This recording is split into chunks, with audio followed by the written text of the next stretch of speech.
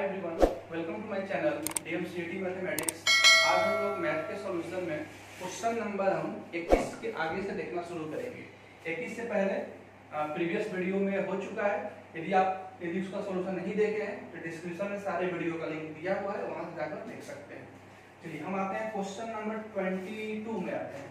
Question number 22 लेते हैं। अच्छा क्वेश्चन है। इसमें दे रहा है बच्चों कि x² प्लस एक वृत्त इक्वेशन दिया हुआ है, x² plus y² plus 8x minus 16y plus 64 equal to 0 का रेखीय दर्पण x इक्वल टू 0 में बने प्रतिबिंब का समीकरण हमें ज्ञात करना है। तो हमें इसका जो इमेज बनेगा x इक्वल टू 0 पर हम दर्पण को रखते हैं तो उसका हमें इक्वेशन फाइंड आउट करना है। तो सबसे पहले क्या करेंगे, इसका सेंटर और रेडियस को निकालेंगे। इसका सेंटर हो जाएगा कोएफिशिएंट ऑफ x अपॉन -2 और कोएफिशिएंट ऑफ y अपॉन -2। तो जो सेंटर हो जाएगा -4 और 8। क्लियर है? ये हमारा हो गया सेंटर। रेडियस की यदि बात करें, ये हो जाएगा अंडर रूट में -4 का स्क्वायर प्लस 8 का स्क्वायर माइनस कांस्टेंट टर्म 64। तो ये हो जाएगा कितना, 4 का स्क्वायर 16, 8 का स्क्वायर 64 माइनस 64। ये तो कैंसिल हो गया और रूट 16 का मान कितना 4, यानी रेडियस का मान कितना हो गया 4 हो गया। तो हम क्या करते हैं, इसको पहले कोऑर्डिनेट एक्सिस पर ड्रॉ कर लेते हैं ताकि इसको और हम इजी वे में समझ सकें। चलिए हम मान के चलते हैं, ये हमारा क्या हुआ, एक कोऑर्डिनेट एक्सिस हो गया। ये हो गया x एक्सिस और इसको हम बोल देते हैं y। सेंटर -4 और 8 पर आना है। -4 और 8 का मीनिंग ये हुआ, अब इसको हम और ऊपर ले जाएंगे। हाँ, -4 इधर होगा हमारा, -1 -2 -3 -4। ठीक है, इस टाइप से इसको मैं फिर से लिख रहा हूँ यहाँ पर 5 6 ऐसे करके। ऊपर में भी होगा यहाँ पर 1 2 3 4 5 6 7 8 इस टाइप से करके, और यहाँ पर भी होगा 1 2 3 4 5, यानी कि 1 2 3 4 5 6। यहाँ पर भी 1 2 3 4 5 6 7 8, यहाँ 9 हो जाएगा। इसको लिखना चाहे तो कितना हो जाएगा, -1 -2 -3 -4 -5 -6 इस टाइप से। ये क्या हमारा -y एक्सिस है। तो यहाँ पर दे रहा है सेंटर है -4 और 8। तो -4 और 8 कहाँ मिलेगा, x में -4 और y में 8, यानी कुछ हमारा होगा ये वाला। इसके सीध पर कितना, -4 और 8 हमारा सेंटर हो गया। रेडियस कितना है, रेडियस है 4 यूनिट, यानी कि यहाँ से 4 यूनिट हमारा डिस्टेंस नहीं हो गया। तो यहाँ से जो हमारा एक वृत्त बनेगा, मैं इसको इस पेन से दिखा दे रहा हूँ। इसको सेंटर मानते हुए और रेडियस 4 यूनिट लेते हुए हमने क्या करना है, एक वृत्त ड्रॉ कर देना है। क्लियर है? सपोज करिए हमारा वृत्त हो गया, तो हमें इस वृत्त का इक्वेशन तो दिया ही है, हमें उस वृत्त का इक्वेशन निकालना है। थोड़ा सा सर्किल टाइप का दिखना चाहिए।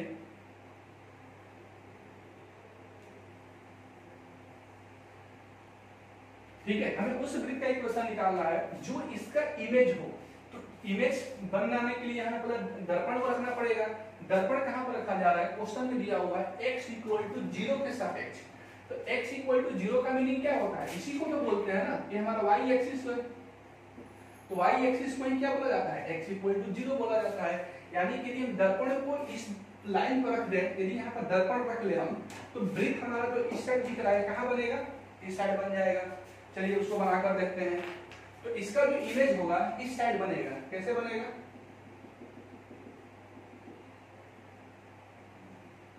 कुछ ऐसे बनेगा इमेज इसका। जो सेंटर यहाँ पर है, सेंटर जस्ट क्या हो जाएगा, शिफ्ट हो जाएगा यहाँ पर। जैसे अब देखिए, जब यहाँ पर हम दर्पण को रखेंगे तो -4 और 8 जो है, यानी कि जितना डिस्टेंस से है उतना डिस्टेंस से भी होगा, यानी कि इसका भी कोऑर्डिनेट कितना हो जाएगा 4।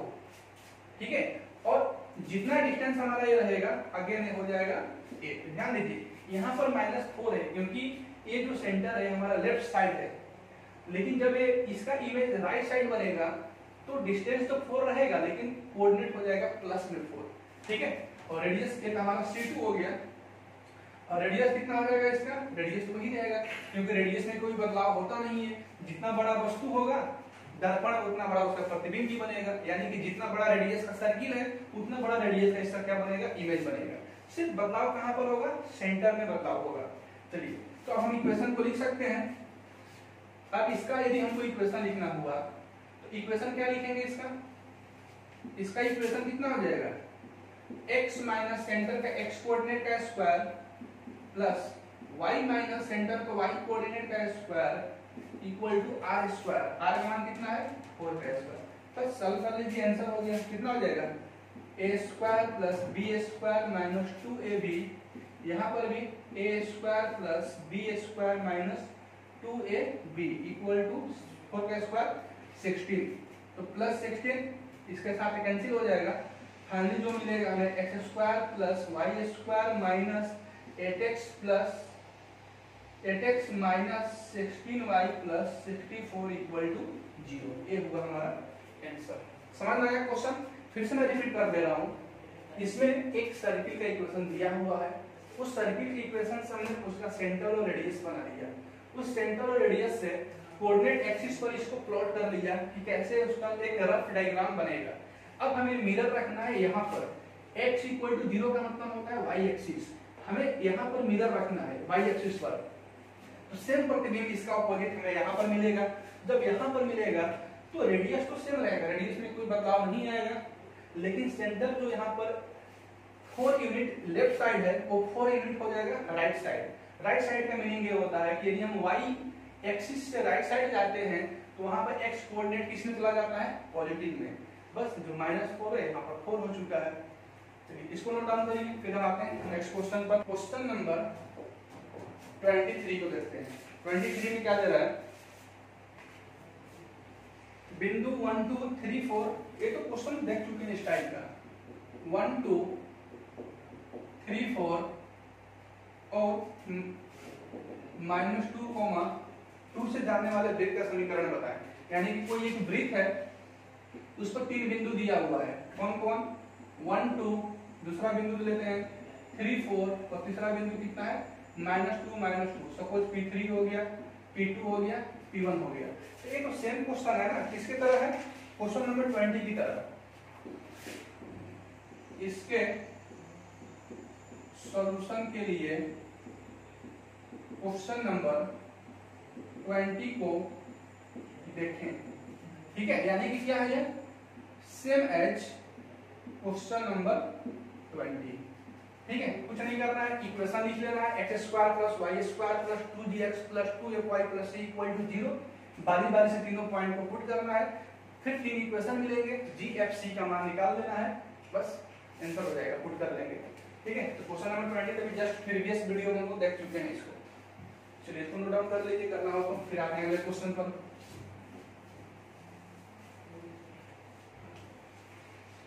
नेक्स्ट क्वेश्चन हमारा हो जाएगा क्वेश्चन नंबर 24। क्वेश्चन नंबर 24 क्या दे रहा है, उस वृत्त का समीकरण ज्ञात करें जो बिंदु 1 0 तथा 0 1 से होकर जाता है। क्या दिया हुआ है, 0 1 एंड 1 0 से होकर जाता है और उसकी त्रिज्या न्यूनतम हो। बहुत अच्छा क्वेश्चन दिया हुआ है। तो सबसे पहले हम क्या करेंगे, इसको हम प्लॉट करेंगे कोऑर्डिनेट एक्सिस पर, ताकि ऐसे हम बता ही नहीं सकते हैं कि इसका मिनिमम डायमीटर कब बन सकता है। तो यहाँ पर हम क्या किए, एक कोऑर्डिनेट एक्सिस बना लिए। ठीक है, यहाँ पर 1 2, यहाँ पर ले लेते हैं 1 2। ये क्या हुआ, ये हमारा x एक्सिस हो जाएगा और ये हुआ हमारा y एक्सिस। तो फिर 0 और 1 कहां पर होगा, x का 0 y का 1। ये पॉइंट हमारा हो गया कितना, 0 1 0 1 हो गया और 1 0 हो जाएगा, x का 1 y का 0, यानी कि 1 0 ये हो गया। इसको यहां लिख लेते हैं 1 0। तो हमें उस वृत्त का समीकरण बतलाना है कि जो इन दोनों पॉइंट से तो पास हो लेकिन उसकी त्रिज्या मिनिमम हो। तो मिनिमम त्रिज्या के लिए हमें इसको डायमीटर लेकर ही चलना पड़ेगा। हमें क्या करना होगा, इसको डायमीटर मानते हुए एक वृत्त खींचना पड़ेगा। आया समझ में, यही हमारा हो जाएगा इस वृत्त का इक्वेशन। देखिए ध्यान से, यदि मैं बोल दूं एक हमारा ब्रिक हो गया। तो यदि हम बोल दें कि दो पॉइंट से पास होते हुए ए और बी, जैसे ए बी से पास होते हुए मिनिमम ब्रिक का समीकरण कौन सा होगा? फिर से दो बिंदु से पास होते हुए ए और बी कम से कम त्रिज्या वाले ब्रिक कौन सा होगा? तो उसके लिए हमें डेफिनेटली इस ए बी लाइन को व्यास मानना पड़ेगा। अदरवाइज यदि हम इसको जीवा लेके चलेंगे तो देखिए जीवा लेके चलेंगे तो ब्रिक हमारा बड़ा बनते जाएगा, यदि इसको हम व्यास लेके चलते हैं तो हमारा सिर्फ यही बनेगा, ये वाला। ठीक है, तो ये तो बड़ा वृत्त हो गया, छोटा वृत्त यही हुआ, छोटा वृत्त यानी कि कम से कम त्रिज्या। तो समझ में आ गया? जब भी इस टाइप का क्वेश्चन मिले कि दो बिंदु से पास हो और उसकी त्रिज्या मिनिमम हो, दैट मींस जो दोनों बिंदु को जब यदि हम मिला दें तो वो जस्ट लाइक ए डायमीटर का काम करेगा। क्लियर? तो फिर यहाँ पे देखते हैं, डायमीटर हमको मिल चुका, हमें पता है कि डायमीटर का जो मिड पॉइंट होता है उसी को तो सेंटर बोलते हैं। तो सेंटर क्या हो जाएगा? सेंटर हो जाएगा दोनों का मिड पॉइंट। कैसे निकालते हैं? 0 1 और 1 0। इस AB का मिड पॉइंट कैसे निकालेंगे? पता है x1 plus x2/2 y1 plus y2/2। ये कितना हो जाएगा? सेंटर हो जाएगा इसका 0 प्लस 1/2 और 1 प्लस 0/2, यानी सेंटर हो जाएगा 1/2 1/2। सेंटर हमारा आया हो गया 1/2 1/2। रेडियस निकाल लेते हैं, रेडियस कितना हो जाएगा? इसको मैं लिख देता हूँ यहाँ पर 1/2 1/2। रेडियस क्या होता है? सेंटर से किसी पॉइंट के बीच का डिस्टेंस, ए और बी दिया हुआ है, किसी के बीच का डिस्टेंस ले लेते हैं। सेंटर हो जाएगा कितना? CA ले लीजिए या फिर CB, जो निकालना है उसको ले लेते हैं। चलिए CA को ही लेके चलते हैं। C से A के बीच की दूरी कितना हो जाएगा? x कोऑर्डिनेट का डिफरेंस का स्क्वायर 1 - 1/2 का स्क्वायर और 0 - 1/2 का स्क्वायर, y कोऑर्डिनेट के डिफरेंस का स्क्वायर। ये हो जाएगा √1/2 का स्क्वायर। ये भी हो जाएगा 1/2 का स्क्वायर कितना है? करिए इसको, ये हो गया 1/4। अगेन इसको ऐड करेंगे मिल जाएगा 1/2। तो रेडियस का मान मिल चुका कितना?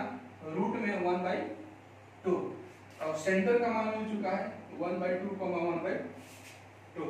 इक्वेशन लिख सकते हैं x माइनस x कोऑर्डिनेट का square y minus y coordinate का square equal to r square, यानी √1/2 का स्क्वायर। सॉल्व कर लेते हैं इसको, कितना आ जाएगा? a square plus b square minus 2ab। Same है यहाँ पर भी a square plus b square plus 2ab minus में होगा यहाँ, ठीक है, इक्वल टू इसका जब हम स्क्वायर करेंगे तो रूट हट जाएगा। अब क्या कर लेंगे हम, यहाँ से 2 से 2 कैंसिल हो जाएगा, ये भी 2 से 2 कैंसिल, यानी कि x square plus y square minus x और माइनस y प्लस 1/4 और 1/4 मिलकर हो जाएगा कितना? 1/2 इक्वल टू 1/2। इसके साथ कैंसिल हो जाएगा, तो फाइनली जो हमें इक्वेशन मिलेगा x square plus y square minus x minus y equal to 0। ये हुआ हमारा इसका सॉल्यूशन। चलिए इसको नोट डाउन करिए, फिर आते हैं चैप्टर का लास्ट क्वेश्चन पर, क्वेश्चन नंबर 25।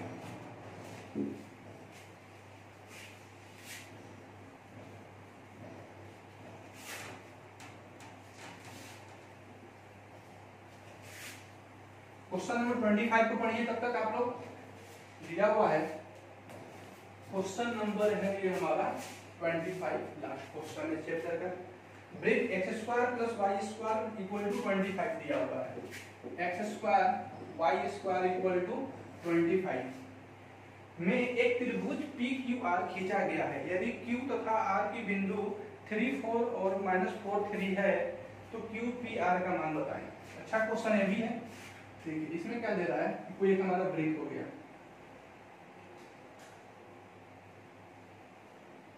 ये क्या होगा, एक हमारा ब्रेक हो गया, ठीक है। ब्रेक का कोई सेंटर होगा, ब्रेक का नाम क्या है, इसका नाम है x square plus y square equal to 25। तो सेंटर कितना हो जाएगा, इसको लिख सकते हैं हम ऐसे भी, x माइनस 0 का स्क्वायर y माइनस 0 का स्क्वायर इक्वल टू, लिख सकते हैं इसको क्या, 5 का स्क्वायर, यानी कि सेंटर जो होगा 0 0, रेडियस कितना हो गया 5, तो हमारा है कितना 0, 0।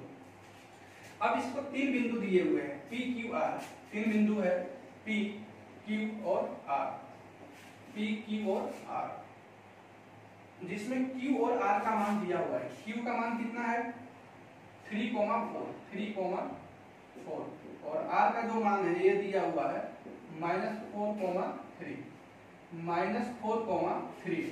P का मान हमें नहीं पता है, P कोई रैंडम होगा। तो यहाँ पर सबसे पहले हम देखेंगे कि ये जो बिंदु दिया हुआ है बिंदु है कहाँ, वृत्त के अंदर है कि वृत्त के बाहर है कि ऑन द सर्किल है। ठीक है, क्योंकि हमें इन्हीं तीनों बिंदुओं को लेते हुए एक वृत्त का फॉर्मेशन करना है। तो इसको जज करने के लिए हम क्या बदलाव है कि उस बिंदु को इक्वेशन में पुट कर लीजिए। यदि पुट करने से इक्वेशन सेटिस्फाइड हो जाता है, दैट मींस वो गिवन पॉइंट जो है उसी सर्किल पर कहीं ना कहीं होगा। चलिए, यदि हम 3 4 को पुट करेंगे तो कितना हो जाएगा 3 का स्क्वायर 4 का square equal to 25, 9 + 16 equal to 25, 25 equal to 20। Satisfied कर दिया, यानी कि 3 और 4 जो होगा कहीं ना कहीं इसी पर होगा हमारा। चलिए मान के चलिए हमारा पॉइंट 3 और 4 हो गया। कौन सा नाम है इसका, इसका नाम है Q। R को चेक कर लेते हैं, -4,3 क्या इस पर है कि नहीं है, चेक करते हैं। -4 का स्क्वायर प्लस 3 का square equal to 25, 16 + 9 equal to 25, 25 equal to 25, ये भी है। चलिए मान लेते हैं हमारा पॉइंट यहाँ पर दिया हुआ है R कितना -3,4। बट P के बारे में हमें नहीं पता, तो P को हम मान लेते हैं कि सर्किल पर ही है, क्वेश्चन में भी दिया हुआ है। तो P हमारा कोई बिंदु सपोज कर लीजिए हम यहाँ पर है, ये क्या हमारा पॉइंट P है। तो हमें बताना है, हमें इसमें बताना है कि जो कोण बनेगा किसके बारे में पूछ रहा है, ये पूछा जा रहा है कोण QPR, कोण QPR का मान बताना है। दैट मींस QPR कोण ऐसे कुछ बनेगा यहाँ से, ये वाला कोण हमको बताना है कितने का होगा, वाट। ठीक है, तो सबसे पहले हम क्या करते हैं, इन दोनों को मिला देते हैं, Q और R को आपस में हम मिला देते हैं। ठीक है, अब इसका तो पॉइंट हमें पता है नहीं, यदि पता हो जाता कि P का पॉइंट क्या है तो हम इजीली एंगल फाइंड आउट कर लेते हैं, लेकिन पॉइंट दिया ही नहीं है, बस ये बतला रहा है कि उस सर्किल पर है। तो हम क्या करेंगे, हम डायरेक्ट ये वाला एंगल ना निकालते, पहले निकालेंगे हम सेंटर से बनाता हुआ एंगल कितने का है। क्यों, क्योंकि सेंटर हमें कोऑर्डिनेट पता है 0,0 है ना, C का मान हमें पता है। तो अब यदि हमारा एंगल सपोज ये वाला मिल जाएगा, इसको भी हम निकाल लेंगे। क्यों, क्योंकि ये पढ़ चुके हैं कि किसी जीवा द्वारा केंद्र को जो बनाया गया कोण होता है वो परिधि पर जो बना हुआ कोण का दुगुना होता है। या तो हम इसको उल्टा भी बोल सकते हैं कि किसी जीवा द्वारा वृत्त के परिधि पर बनाया गया कोण जो होता है वह वृत्त के केंद्र पर बनाए हुए कोण का आधा होता है। ठीक है ना, तो सबसे पहले हमें क्या करेंगे, इस कोण को फाइंड आउट करेंगे। x का मान यहाँ पर x नहीं थीटा मान लेते हैं, थीटा कितना है, तो थीटा के लिए पहले स्लोप निकालना पड़ेगा। ठीक है, चलिए पहले हम क्या करते हैं, स्लोप यानी ढाल, स्लोप ऑफ QC, इसको हम मान लेते हैं क्या, m1 मान लेते हैं। स्लोप कैसे निकालते हैं ये हम पढ़ चुके हैं, y कोऑर्डिनेट का डिफरेंस अपॉन में x कोऑर्डिनेट का डिफरेंस, यानी कि हो जाएगा 0 - 4 अपॉन में 0 - 3, दैट मींस -4 अपॉन -3 कैंसिल हो गया। m1 का मान कितना मिल चुका है 4/3। उसी तरह हम निकालेंगे स्लोप ऑफ इसका RC, यानी कि हो जाएगा हमारा m2। ये कैसे निकालेंगे, सेम एज y कोऑर्डिनेट का डिफरेंस अपॉन x कोऑर्डिनेट का डिफरेंस, तो 0 माइनस प्लस हो जाएगा 3, यानी कि -4/3। अब हमें पता है कि यदि क्या पता हमें कि यदि कोई दो लाइन दिया हुआ है और इसका स्लोप m1 है, इसका स्लोप m2 है और बीच का कोण थीटा है, तो थीटा कैसे निकालते हैं, यहाँ से फॉर्मूला बनता है हमारा tan theta equal to m1 minus m2 upon 1 plus m1 into m2, ये बनता है। तो यहाँ से निकाल लेंगे, पहले दोनों के बीच का थीटा कितना है, tan थीटा इक्वल टू लगाइए formula m1 minus m2 upon 1 plus m1 m2। m1 का मान कितना 4/3 माइनस m2 का मान कितना -4/3 upon 1 plus m1 m2। m1 का मान है 4/3 और ये हमारा है -4/3। यानी कि ऊपर में कितना हो जाएगा 4/3 प्लस 4/3, नीचे में एक मिनट 0 0 यहाँ से 4 -4 3 है, थोड़ा सा गलत हो गया, ये जो हमारा पॉइंट है -4,3 है। r का मान कितना है -4,3 है, थोड़ा सही कर लीजिए इसको। तो m2 भी चेंज हो जाएगा 0 -3 और 0 माइनस माइनस प्लस हो जाएगा 4, यानी कि -3/4 -3/4। तो इसको हम पूरा ही रख कर लेते हैं।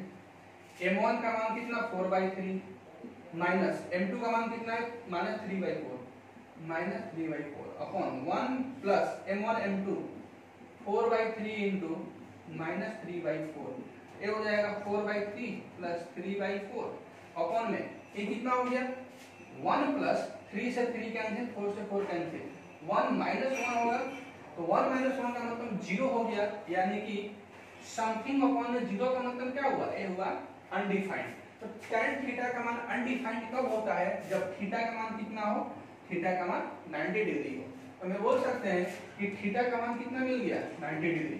जब थीटा का मान 90 डिग्री मिल गया तो एक जो एंगल होगा एक कितना हो जाएगा θ/2, यानी कि 90/2, दैट मींस 45 डिग्री, ये हमारा एंगल हो गया। ठीक है, आई थिंक यहां तक क्लियर हो गया।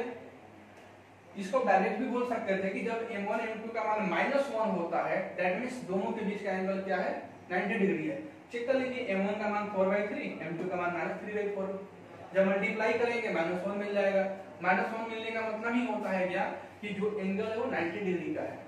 जब ये 90 डिग्री मिल चुका तो एंगल कितना हो जाएगा 45। क्यों? क्योंकि परिधि पर जो बना हुआ कोण होता है वो केंद्र से आधा होता है। ठीक है, ऐसा चीजें को हम डिस्कस कर चुके हैं जब सर्किल का थ्योरी पढ़ रहे थे हम। तो आज की क्लास हम यहीं पर एंड करेंगे। नेक्स्ट क्लास में हम क्या करेंगे, इसका जो सेकंड चैप्टर है, ये हमारा चैप्टर 1 था, हम चैप्टर 2 यानी कि 13.2 स्टार्ट करेंगे। इसमें क्वेश्चन 15 तक दिए हुए हैं, तब तक आप इसको प्रैक्टिस करते रहिए। सारे क्वेश्चन हम सॉल्व कराते जा रहे हैं, और पहले यदि आप क्वेश्चन को अटेम्प्ट कर लेते हैं, फिर यदि वीडियो को देखते हैं तो और बेहतरीन रहेगा, क्योंकि वहां से पता चलेगा कि हमें गलतियां हो कहां से रही है। ठीक है, ऐसे तो मैं सारा क्वेश्चन सॉल्व कराऊंगा ही, और जो थ्योरी का जो पोर्शन है सर्किल जैसे कंप्लीट हो जाता है हमारा, फिर हम आ जाएंगे कहां 3D पर। ठीक है, प्लेन पर आ जाएंगे, इसके बाद से इंटीग्रेशन ये सब पीछे का स्टेप शुरू हो जाएगा। चलिए, बस आज के लिए इतना ही, फिर मिलते हैं अगली क्लास में। Thank you.